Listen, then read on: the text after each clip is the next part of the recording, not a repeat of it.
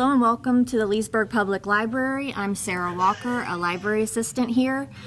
Today you're going to watch a session in our Master Gardener series with UFIFAS Extension. We are learning about trees and hurricanes in Central Florida. I hope you enjoy it. Hi, my name is Jamie Doherty. Thank you so much for coming to class today. I am the Florida-Friendly Landscape and Urban Forestry Agent in Sumter County. I've been doing various aspects of urban forestry really since my master's degree, so trees are my #1 love. And today I'm going to talk to you about trees and wind, specifically thinking about heavy storms in Florida and then also hurricanes. And we're going to talk about the good and bad options based on research done by the University of Florida post-hurricane several years ago, looking at which tree species fell down, which ones didn't. And we're going to kind of talk about all of them.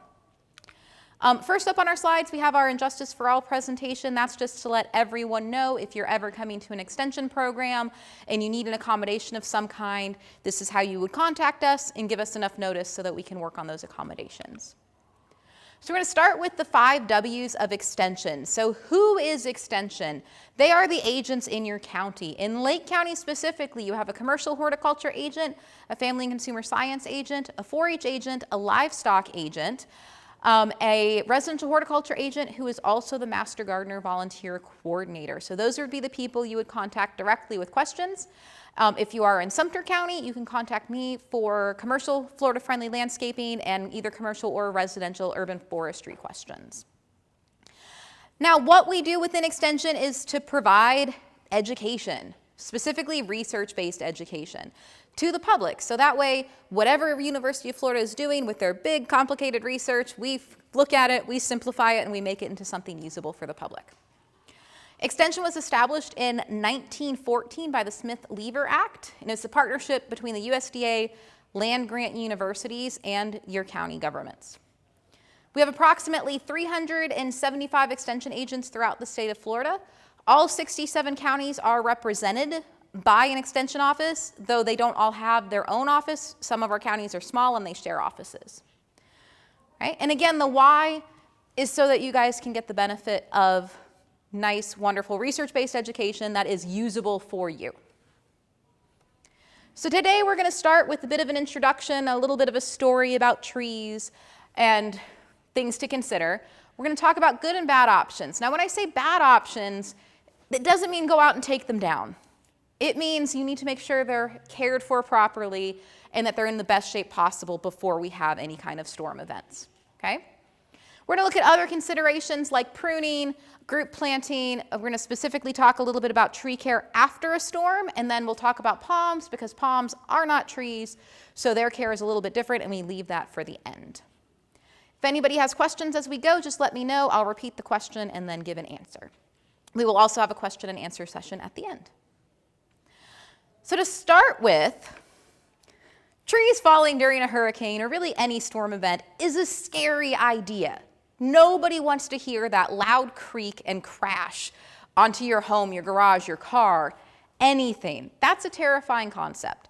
And a little too often, people get so scared of that idea, they're convinced their tree is going to fall no matter what, so they're going to take out a perfectly healthy tree that's in great shape to completely avoid that as a risk. So today I want to talk about what actually makes something a little bit more risky. So we can't plan for hurricane damage, right? Hurricanes come through, they're going to have crazy winds depending on the level of storm. You could have tornadoes in that, but even the Florida natural storms that we have, our thunderstorms, could also have tornadoes and fairly high winds. So our plants are pretty well adapted naturally for wind events, but there are things we can do to make it better. The main thing we can do is ensure that we have our trees in the best health possible so that they are better able to withstand wind as it comes through. So, what can lead to tree loss during storms? Does anybody have any ideas? What do we think?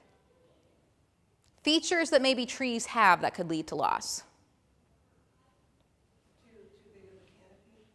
Too big of a canopy, potentially. Sometimes that canopy is helpful, but sometimes if it's kind of overly extended, that can cause stress and cause breakages, so yes. Okay. So we're going to start with species. So some species are better adapted than others. For example, the live oak down here is much better adapted than this invasive ear tree up here. These trees, they almost snap if you sneeze at them wrong. Okay? So you want to consider the species that you have. In general, if you have invasive species in your yard that are not good at handling wind, my recommendation is remove them at your earliest convenience. That's both, financially and, any other scheduling reasonability for you. Age is another one. So trees that are older are more likely to have rot. They could have poor pruning wounds that haven't healed properly, and they could have a number of other issues that increase the rate of failure. So if you have any tree really that has fungus growing out of the side, is not a good sign. That means that tree is rotting out. You need a professional to inspect it. Now, if you have property where you have a more wooded, forested area, that could be fine. Most of the trees I'm talking about, we're worried about them falling on structures, cars, people in urban settings is what we're really talking about. Okay? So older trees, we can help reduce some of their risks by making sure they're maintained properly. Be aware of the lifespan of your tree. For example, laurel oaks, average max lifespan is about 80 years, but around 30 or 40, they start to rot out. So that's an important thing to know, that around 30 or 40, you need regular professional inspections on that laurel oak. Okay, and that's going to be your health check. Check the branch attachments. In general, a U-shape attachment on a branch where it connects to the trunk of the tree is better than V. V tends to lead to something called included bark that increases the chance of potential breakage later on. All right, next up is structure, and that goes into keeping those branches correct. Now, structure can also be something that you work on when the plant is younger to keep that structure nice from an early age. Health is also important. So again, fungal bodies, if you see dieback on the leaves, if you see leaf discoloration, insect issues, anything like that, they're things that you want to get checked out and see if you can mitigate them or get them better before you have a storm start. Soil is also important. The soil is what the roots hold on to. If the soil is overly saturated, there's nothing for those roots to hold on to. And I'll get into that more in about the next slide. And then obviously weather. So weather can impact soil. So if we have a thunderstorm come in, we'll just go with a thunderstorm, not a hurricane. We have a big thunderstorm coming in, but we've had a week solid of rain. Our soil is pretty saturated. So we have a big thunderstorm come in with wind. The odds of a perfectly healthy tree falling over have increased because there's nothing for the roots to hold on to. And there's no planning for if that happens. Okay?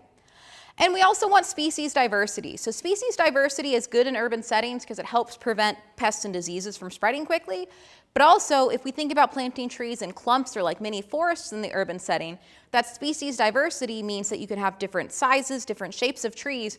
So when a wind event comes, the wind is dispersed in a different way, so no one tree has the brunt of that wind event. So I mentioned roots and stability, and I mentioned soil. So this is an example of oversaturated soil with our hurricanes. I believe this was 2 years ago.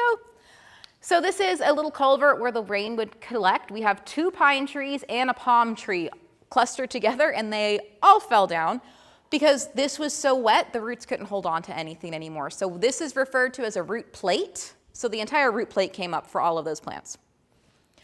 So we want to be conscientious when we're planting where things go, but also be aware if it rains a lot, there's nothing there for the roots to hold on to, like the friction's gone. Think about when your hands are wet and you're trying to grab something. It's slippery, it's hard to do. It's similar for the roots if the soil is oversaturated for too long. Now, we also have to think about root damage. Root damage decreases survivability. If you're doing any kind of construction around your trees, you really need to work at preserving the root structure so that you don't increase the chance of it failing during any kind of event, whether it be a nice sunny day or a storm or hurricane. So here we can see we've got a road on one side with the curb that's limiting the growth of roots out that direction. We have a driveway up at the top. Okay, that's limiting root growth in that direction. And then we have a sidewalk that even though it's clearly being lifted, it's been cut and replaced at some point and there's no roots that direction. This tree had no hope of holding itself up. That is a big tree, that's a lot of weight. The trees need those roots to hold itself up, right? If anybody's ever suffered a broken leg, you know how difficult it is to get around if you don't have one of those legs. Think of the roots as the leg of the plant. They need them to help keep them upright. Right now, if you're planting a tree, root considerations is you want to make sure you don't have girdling roots. So a girdling root is if you looked around the trunk and you see a root wrapping around, that can girdle or strangle your tree over time. So you'd want to clip those. You can just clip them an inch or so apart, and then you're good. The tree will grow and push it out of the way. The other thing is you want to make sure that you don't have pot-bound issues, so you don't have circling roots. But with trees, you don't want to loosen the root ball like you do with flowers when you plant them. You want to keep that root ball as intact as possible. So if you have circling roots, in this case there's only a few, we could go in there and gently pull them out, because otherwise they'll keep going around. We want to pull them out so they know to go out. If this was completely covered in encircling roots, you can take a sharp saw or a sharp flathead shovel and actually cut into the root ball a little bit just to shave it, so then everything's going to go outward instead of continue to go around. So in that note, thinking of planting for success, you want to make sure you're selecting the right plant in the right place. So don't go out and get one of those free trees on Arbor Day and then try to force it into your yard. Figure out what you can fit. First thing you're going to want to look for is how big of a tree can you fit in your location. Okay? Then how big of a tree do you want in your location? Then you're going to think about, do you want flowers? Do you want fruit? What size tree do you want? Is it sunny there? Is it shade? Does it accumulate a lot of water? All of that's going to dictate what you should plant. Okay? So you want to do that investigative work. And you really want to do that with all plants in your landscape. But trees live longer than us, right? We want to make sure we set them up for success. You want to make sure you get a good quality tree at planting. In general, for urban trees, most of them, but not all, you want a single straight leader or main stem. You don't want them forking off. You don't want that V shape, right? You don't want that V. You want a single stem, and you want nice lateral branches. So lateral, think ladder, the ones you're going to climb up, and you want them to be out more. You don't want them pointing up and having too much of a V shape. Now, it does depend on the tree species you're looking at, so make sure you're aware of what a good form is for that tree when you're looking. So you're looking at the form. Okay, select trees that are better adapted to wind. I am going to have slides up here that you can take a picture of that gives you a comprehensive list of some of the best trees you can select from, and some that you need to be a little bit more careful of and make sure you're taking care of them in your landscapes. I mentioned structure already. At a young age, start working on structural pruning. Maybe you did get a free tree that's the right plant for that place, but it doesn't have the best structure. You can start young to get it into a better structure. Okay? And for your older trees, as it gets older, it's good to hire a tree professional such as an ISA certified arborist and come up with a tree management plan. When you have these large trees, such as a 30-plus-year-old laurel oak that I mentioned before, or a live oak that's as big around as I am tall, you're going to want a professional coming out about every 2 years just to make sure it stays healthy. Okay? Now, within this research, it was found out that there was a 10% increase in survival for clustered trees versus single trees for any of the species, whether they were high wind adapted or low wind adapted. And the key here was at least 5 trees, and they didn't have to be the same species.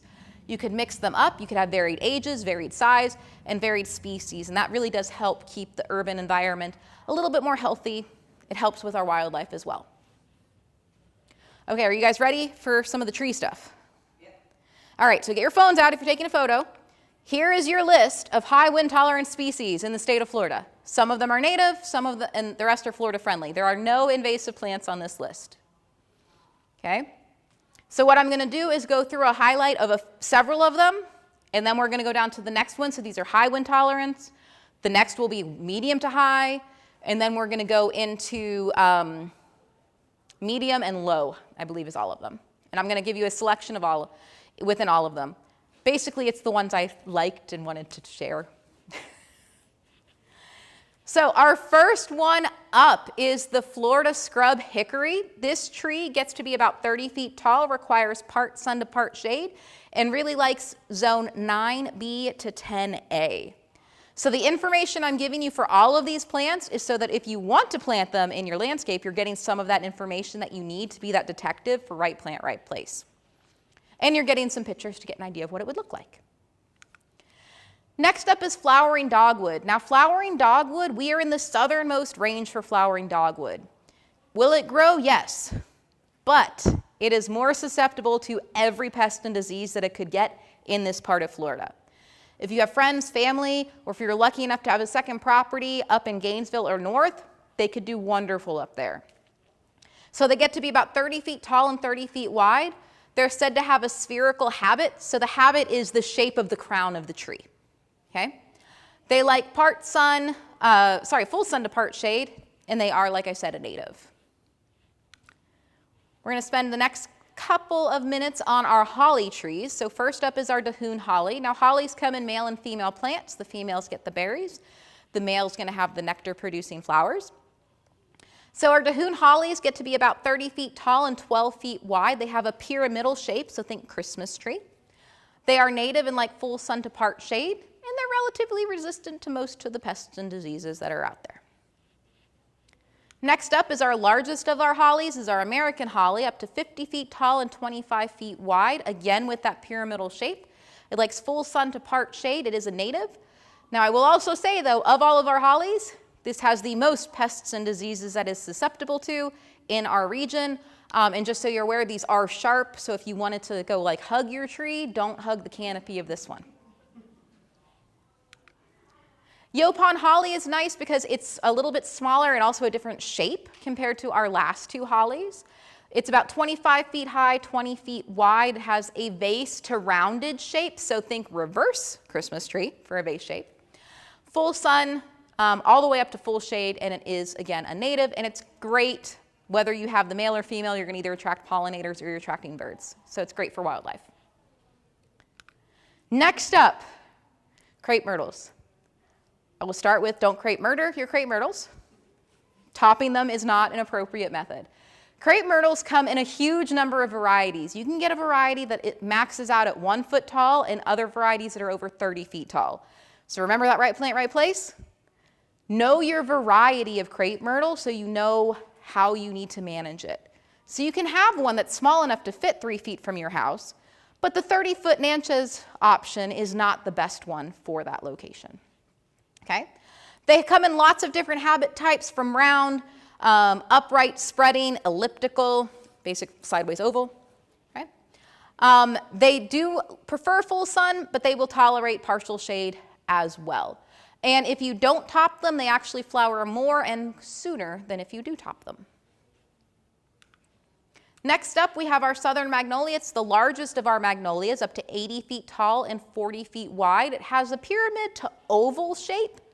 So oval would be like an upright egg, whereas elliptical is like a sideways egg. It does prefer full sun, but when it's younger, it can manage part shade. It is a native, and it's another great one for pollinators. It's a nice evergreen as well. Next up is one that often gets confused with our southern live oak. This is our sand live oak. Okay, it's Quercus geminata versus Quercus virginiana, for those of you interested in Latin names. This only gets up to 50 feet tall, whereas live oak gets up to 80 feet tall. It has a similar characteristic in the habit of how the branches are kind of a bit more gnarly and, in my opinion, a bit more interesting looking than a lot of other trees. It grows naturally in Florida scrubs, so if you're some people will say that they're like suffering with too much sand in their yard, it's a great tree that loves sand. Okay? Now, if you prefer a tree that reminds you a little bit more of up north with your oaks, you can get a turkey oak. It has a much more upright habit, a bit more of a pyramid habit, 30 foot tall to 15 foot spread, likes full sun, can handle part shade, also likes sandy soil, is a native, and really helpful for wildlife because of all of the acorns. Okay, now we're switching to a smaller oak. This only gets to be about 40 feet tall. It's our myrtle oak. It's native to our coastal regions of the Panhandle, so it's going to like some sand. It's also going to do well with salt if you happen to be planting this near the sun. It does prefer full sun though, so it's not going to do well in part shade. Which brings us to my favorite oak tree, is our live oak, Quercus virginiana, also referred to as a southern live oak. So if you're getting a live oak, make sure you get the Latin name so you know which tree you are getting. So if you meant sand live oak, make sure you're going with the correct Latin name, okay? So with these ones, like I said, they get up to 80 feet tall and 120 feet wide. So you need to be aware of how wide they get. Now you can get different varieties now that are a little bit more upright if you want to, but there's also other species of trees you can use if you need a more upright tree. So the habit for this is officially spreading. Now, with these guys, one of their adaptations that's really cool, if you see them out in the field growing wild, their lower branches will hit the ground. That's like elbows on the table for stability. That is one of their adaptations for wind, to help hold them down in place. So if you're lucky enough to have a property that lets you get a live oak get large, and you can let some of those elbows hit the table, your live oak's gonna really be happy and live a lot longer. So next up is a native tree you probably aren't aware of. It's called sparkleberry. So it's a native. It's going to grow in zone 6 through 9B, and it only gets about 25 feet tall, but look at the cute little white flowers. So we're going to move on to our taxodiums. So this is our pond cypress. So pond cypress is the smaller of our two cypress trees in Florida. It gets 60 feet tall and 15 feet wide. Both cypress do have that pyramidal shape. They can grow in full sun to part shade. As they grow up, obviously they'll be in more full sun because they're forcing their way through everything else. It is a native. Now, both of our cypress, pond and bald, are deciduous, and they do drop their needles every year. So if in the fall your cypress starts to look copper, it's not dying, it's just dropping its leaves. That's the fall color. You should be excited. Florida doesn't have much fall color, right? We got some fall color going on. Now, I want you to pay attention to the leaf structure here on that last photo, because the next slide is our bald cypress, and you can see the difference in the leaves. So here's the leaves on the bald cypress. So bald cypress is taller at 80 feet tall and 35 feet wide, again with that pyramid shape, same part sun to full shade.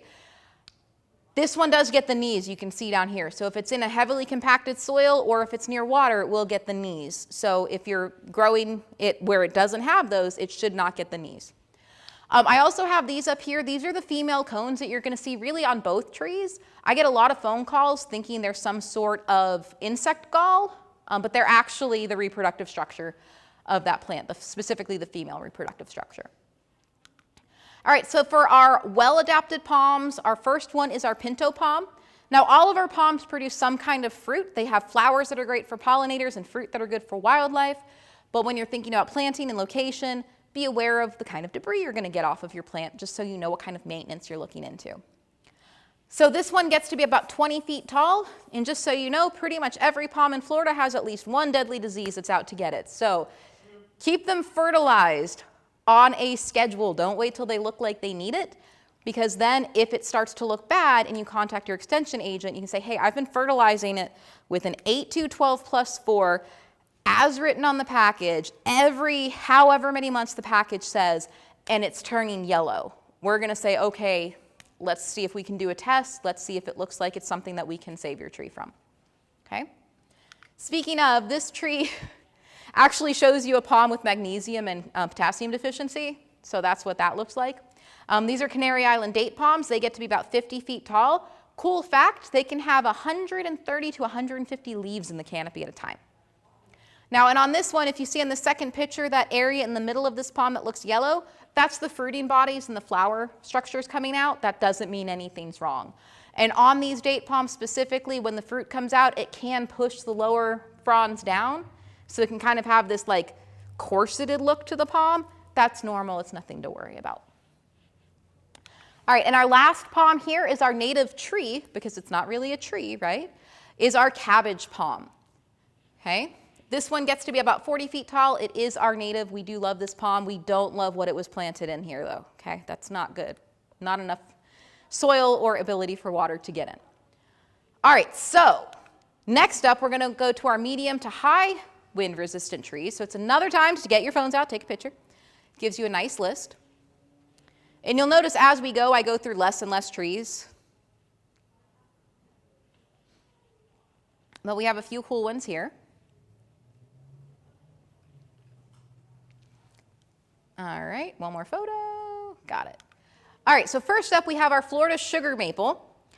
So this one's going to grow in zone 6B to 9A. It maxes out at 60 feet tall in a 40-foot spread. This is probably our biggest maple in Florida that can withstand wind. Most of our other maples don't like wind too much. Okay.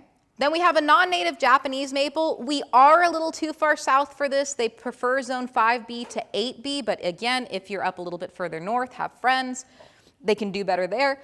But if you have one, if you have it in a fully shaded area that's protected, it could potentially do well. You just have to keep it out of full sun because it's the heat that will get it down here. So they max out at 25 feet tall, 25 feet wide. They have a vase to rounded shape. And again, normally they're part sun to part shade, but in this part of Florida, since we're outside of the zone and it's hotter, I would say more of a full shade location for those.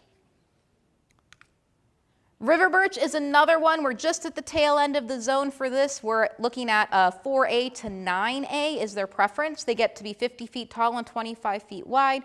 They like part sun to part shade. They also like being planted near water. You don't have to plant them near water, but if you're looking for something for along the waterfront, along a retention pond, or if you're putting in a rain garden, they could be a good option.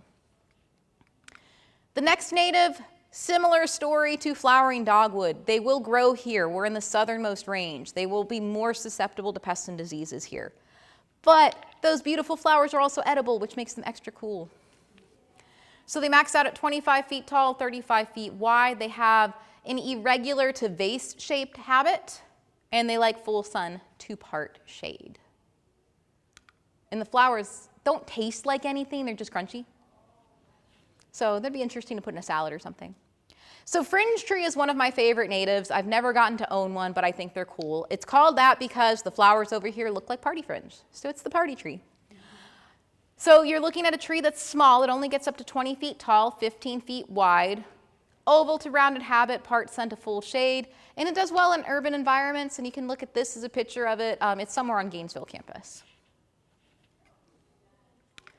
So the next one is our largest fruit-bearing tree that we're going to talk about that actually makes fruit for us.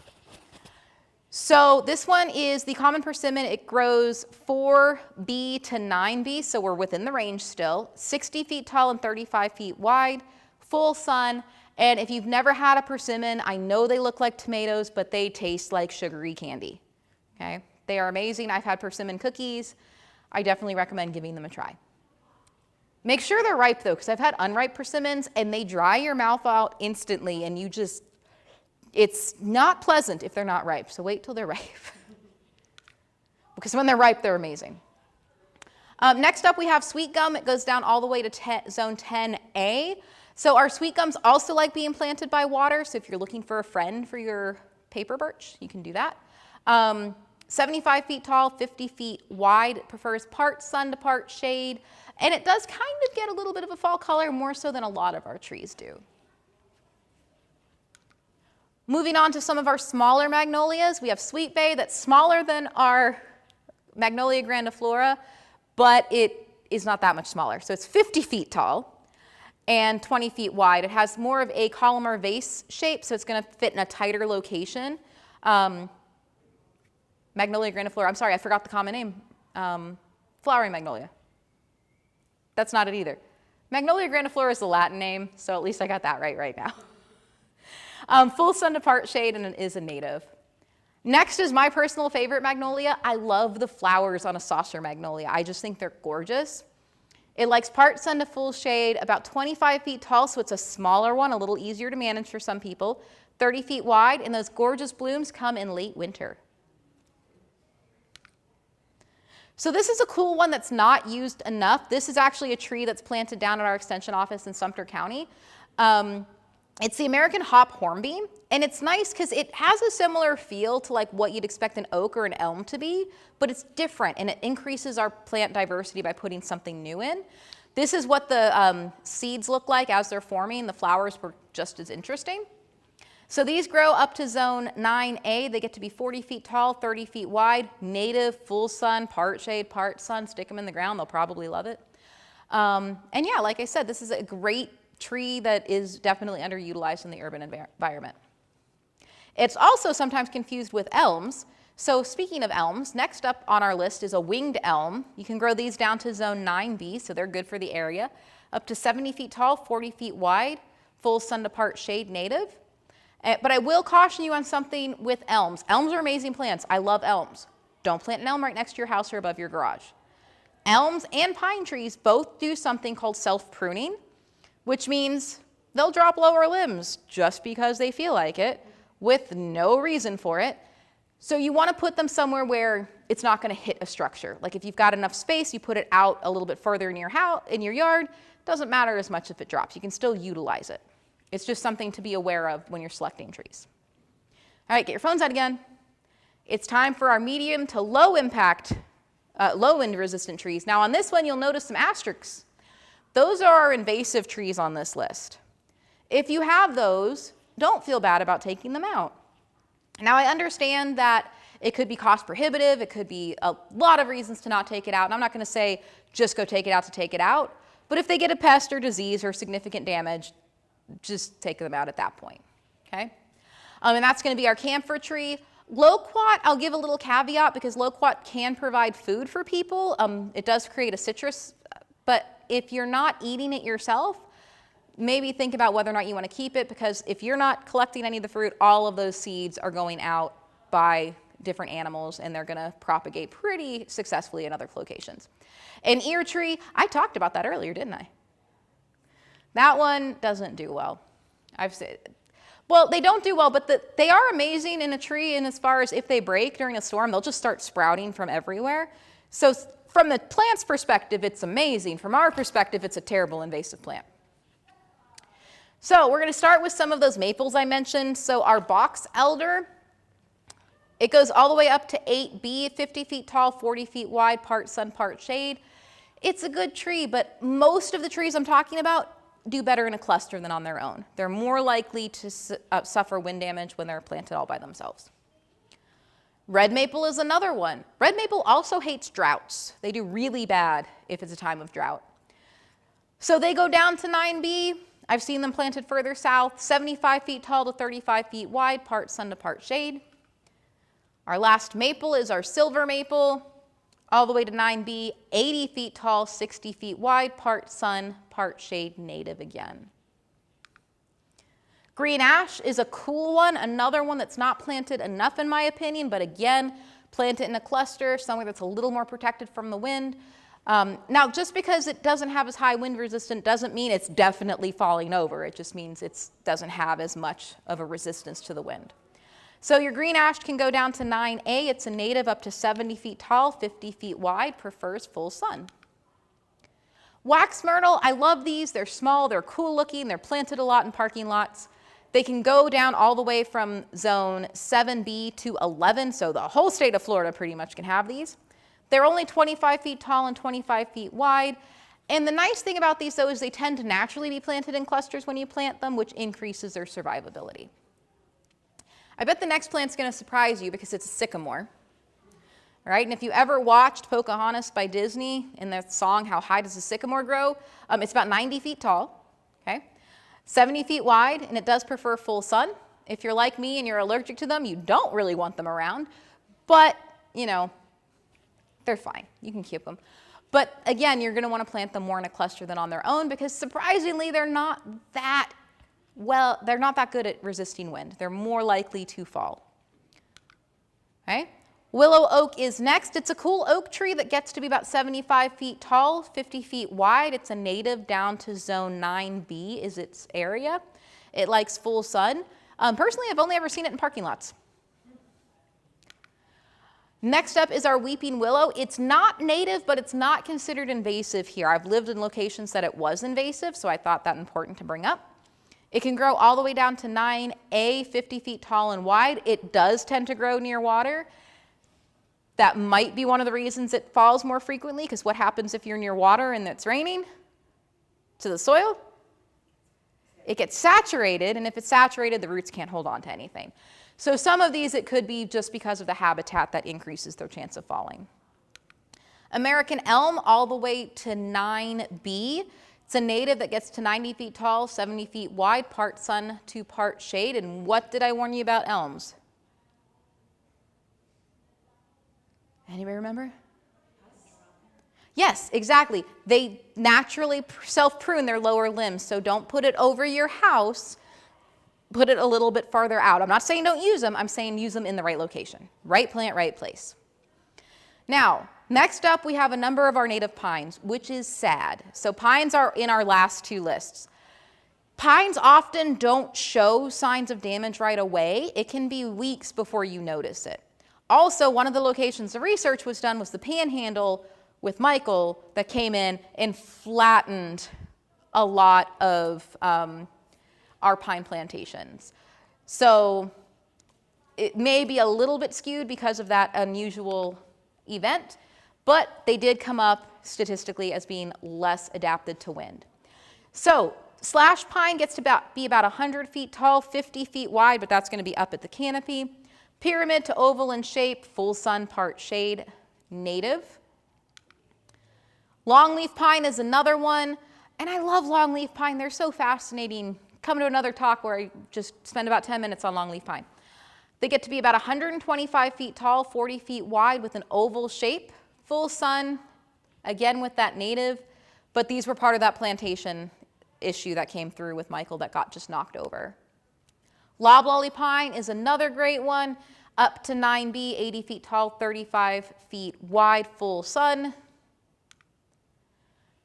Photos again, it's our last list. So these are the low wind resistance, but don't go rushing and removing them. Remember, we want to make sure they're in good health, they have good structure. If we can plant them in clumps, plant them in clumps. It doesn't mean get rid of them, except if you have a Chinese tallow, golden rain, or Australian pine, please get rid of those as fast as you can. So Chinese tallow actually has an interesting feature. It creates what are called allelopathic chemicals. So they're toxins in the roots that go out through the soil that prevent anything else from growing. And after you take it out, it stays there for a while. And I haven't figured out how long yet. When I purchased the home I'm in now, there was a big one out front. I took it out first thing when I moved in. And I have yet to be able to even grow grass where it was. And I've planted different trees, and those chemicals are just staying there, I'm guessing, until the roots are completely broken down. So Chinese tallow, golden rain, Australian pine, invasives, those ones I would say take out if you're able to. Definitely work on that. All right, so in our lower ranked wind resistant trees, we have our pecan hickory or pecan hickory, depending on how you pronounce it. It's down to zone 9A. They get up to 100 feet tall, which I feel like people don't realize how big they get. 75 feet wide, it's a native, it likes partial sun, 2-part shade. Now, the tulip poplar, I love this tree. It is the largest tree that gets really cool, showy flowers. I love the flowers. I think the leaves look like tulips. That's not where the name comes from. It's because the flowers look like tulips. They're gorgeous, but they need to be planted in groups. They do great in a forest. They do great in groups. They don't do great on their own. So you can plant these all the way down to 9A. They get to be about 100 feet tall, 50 feet wide. And again, it's probably the largest tree in this part of the US that I'm aware of that has a showy flower. Usually the larger trees have really inconspicuous flowers. Laurel oak, I mentioned laurel oak already in some features. So this can grow down to zone 10A, up to 70 feet tall, 45 feet wide. But again, around 30 to 40 years old, you've got to start checking it to see if it's starting to rot out, okay? It could be fine. They could live to that max 80 years. That would be wonderful. But because we know that they're susceptible to lots of heart rot, and heart rot is rotting out the center of that tree, and laurel oaks are not a tree that can survive without that center. Oddly enough, sycamore can survive without the center for a while, and certain oaks can, but laurel oak is not one of them, okay? Now, water oak, I will say my personal opinion, don't plant this in urban settings. It does great in our wild areas. It should stay in our wild areas. If you sneeze, I swear this one is dropping limbs too. I know I said that earlier, but this one does it as well. It's very weak in wind events, okay? So it goes down to zone 10A. It's a native, 60 feet tall, 70 feet wide, part sun, part shade. As far as plant diversity in the urban setting, I would say put this in your woodland area and put something different when you're near structures. We've got another elm moving down the list of wind resistance. So this is our Chinese elm down to zone 10A, 50 feet tall to 50 feet wide. And what do elms do? They naturally self-prune, exactly. All right, so next up is our southern red cedar. So I'll be honest, I was a little surprised this one did as bad as it did. So it goes down to zone 10B. 45 feet tall to 30 feet wide. Now these ones, it's similar to pine trees. They don't necessarily show the damage right away, but it comes in after in the form of pests and diseases and things like that. Leland cypress, they don't love Central Florida in general. They don't love Florida in general. We're really humid for what a Leland cypress likes. But they can grow down to zone 10B. It's not a native. It can get to be 50 feet tall and 15 feet wide. It's frequently used as kind of a hedge or a natural fence system. It likes full sun to part shade, but even on the best days, it's got a lot of different dieback diseases that it is susceptible to. So think about that when you're selecting your plant species. Now we get into our last pine. It's our sand pine, 40 feet tall, 25 feet wide, oval shape, full sun part shade. It's a native, and it's also the only Florida pine that you can sometimes get as a Christmas tree, which is cool. And they're really, really important in the natural settings.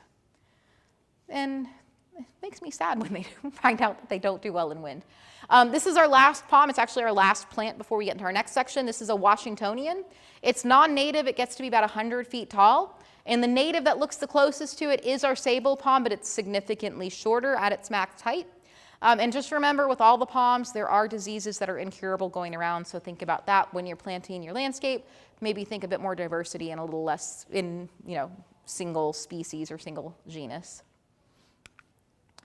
All right, so now we're going to get into kind of the basics after a storm. Now I say after a storm because it could be any major storm event. It's a major storm event if you have damage, right? And that damage could be a giant limb has fallen out of your tree. Now you need to look at that tree. Does the rest of that need cut back properly so it can heal? Is it a sign that there's more rot in the tree that needs looked at? Maybe that's the first sign to let you know the tree needs taken out, right? So after any event, you want to monitor insects. Are you noticing a lot of insects coming in? Are you noticing boring holes? Are you noticing woodpeckers coming in a lot on your plant? Bad health. Again, did that branch look rotten when it came down? So if you have limbs falling out, look at it. It's giving you a clue to what's happening in that tree canopy. Okay? If you have broken branches, prune them to appropriate locations. In the next slide, I show you how to do that. And if your tree completely defoliates, like say after a hurricane, all the leaves come off, it could take up to 6 months to fully leaf out. So you're going to be monitoring them for a little while. You don't have to jump in and take it out right away. Now, if you started with a tree that was perfectly upright and now it has a significant lean, you might want to take that one out. Okay, that's significant root damage has happened at that point. Now, if it's small enough, you could possibly prop it up and it may be able to grow back and be fine. And like I mentioned earlier with that root plate coming up, you could have a giant oak tree come down with that root plate, and if you had the ability to stake that back up, there's every reason to think it could actually come back. I don't know anybody that's going to put the resources into doing that though, right? That's a lot of work. So if you have a branch that needs to be cut, I always talk about the 3-cut method. So this is if your tree is healthy in your pruning or if your tree just had damage and you need to go back in. Now, if your tree just had damage, you may not need this second cut, but you always need the first cut. Well, you may not actually, if it's damaged to here, you're fine with just doing the final cut. But if you have a branch, the first cut is the most important because it prevents this from tearing all the way down as you cut. Okay, so you do the first cut about a quarter to half into the trunk. And then the top cut is taking mostly the weight off. So you're cutting that off. And sometimes as you cut off, you'll see this rip from here to here. And that's why that first cut's there. It's to prevent it from ripping all the way down. And then you do your final cut near the trunk. You don't do flush. Notice how flush would be straight, right? It would cut all of that material off. We don't want to do that. The plant can't heal itself. So a lot of times you can see this. This is called the branch bark ridge. And then down here we have the collar. Not all plants are nice enough to show them to you that well. So you sometimes have to guess. But if you look like you're going to go straight with the trunk, you know you're cutting too far in. You want to cut at a bit of an angle so that you're not cutting into trunk tissue so that it can heal faster. In general, for a tree, it takes a year per inch of wound to heal. So you want to keep them as small as possible so that it heals as quickly as possible. All right, we are just about done, guys. So palms are our final part. So palms are not actually trees, so they need different management, they need different considerations. Palms have a single growing point referred to as a meristem. It's located at the top.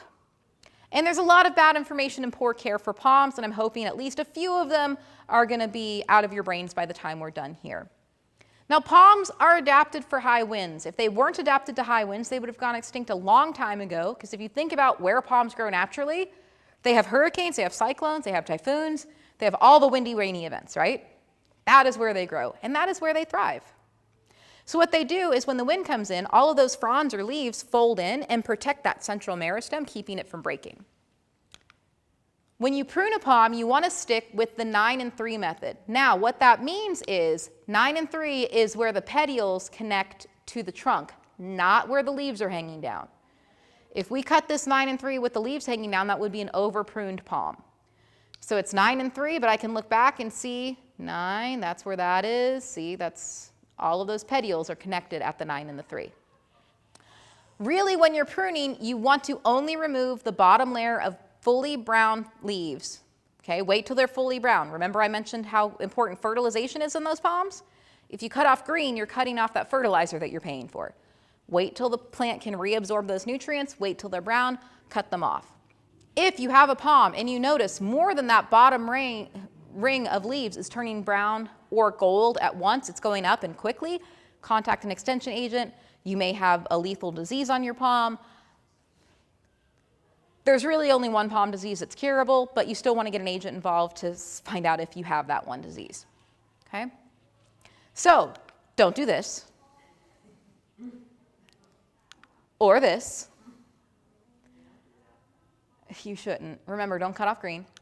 What you want is a nice healthy palm like this, not an over-pruned palm. So this one, I can see where the meristem is. I shouldn't be able to see that. This, we can't see that center, and that's good. That's there for protection. If that meristem dies, that plant's dead. That is literally, it's called the heart of the palm. That is the heart of the palm. If that goes, the whole thing's gone. So in general, palms are pretty good at surviving our storms. And with that, I am ready for questions. I think everybody has a paper copy of the survey. And if anybody's online and wants to take a picture of the QR code, you can also take part in that survey. Thank you. I hope you enjoyed today's Master Gardener program. This is a monthly series, so if you're interested in gardening in Central Florida, you may want to know more about the classes and workshops we provide. Please visit www.leesburgflorida.gov/library to see our events calendar for this kind of programming, as well as others in cooking, art, book clubs, technology classes, and more. If you need any more information than that, you can give us a call at 352-728-9790, option 3. And we hope to see you here soon. Thank you.